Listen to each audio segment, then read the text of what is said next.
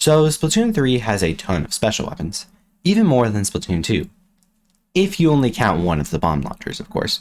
Some are new specials, like the Inkvac Tacticooler, but a lot of specials are returning from a previous game.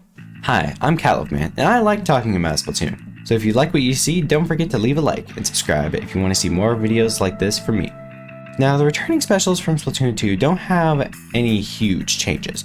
Maybe a slight damage value change here and there, but nothing too noticeable. Oh, and also Stamp just does not work. But where things get really interesting is the Splatoon 1 returning specials. They even all have subtle name changes.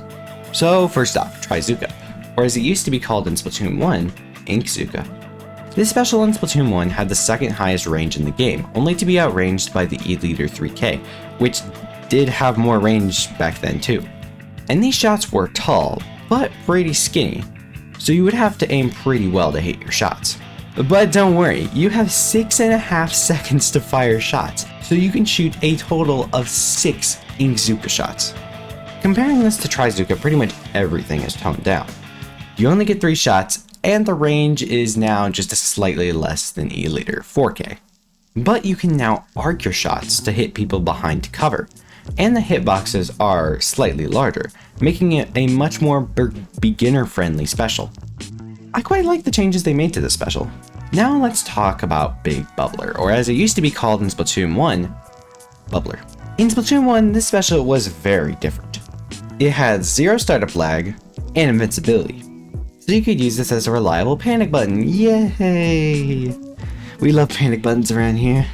You could also chain this effect to teammates by touching them while the bubbler was active, although this would slightly lower the duration of the special. Speaking of duration, this special only lasted for 4.5 seconds.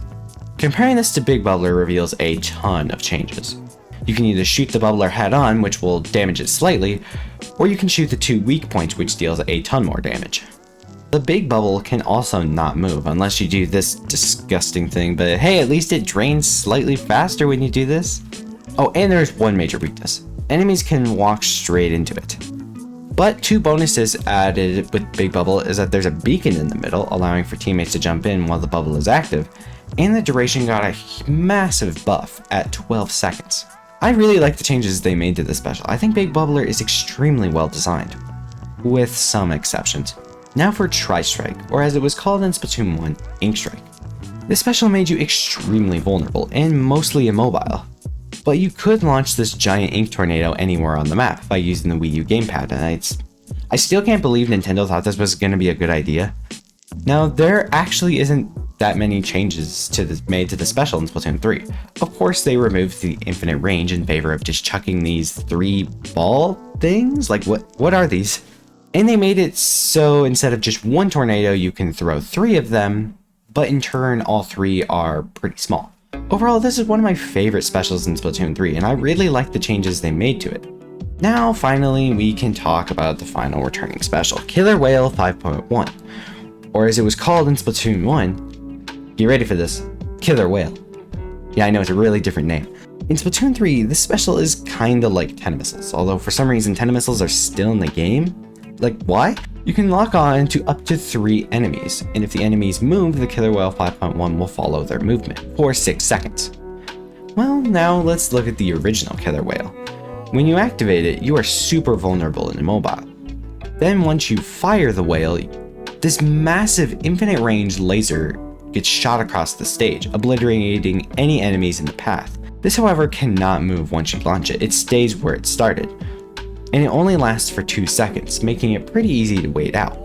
Overall, I quite like both Killer Whale's designs, although I think the infinite range, displacement potential, and locking on features of Killer Whale 5.1 is pretty similar to Tentamissiles, and I hope they try to differentiate these specials more in the future. And that was all the Splatoon 1 returning specials. Obviously some changes had to be made to these specials to keep them balanced, and I really like nearly all of the changes that they decided to make. Thank you so much for watching all the way to the end. My name is CATLOAFMAN, and I'll see you in the next one.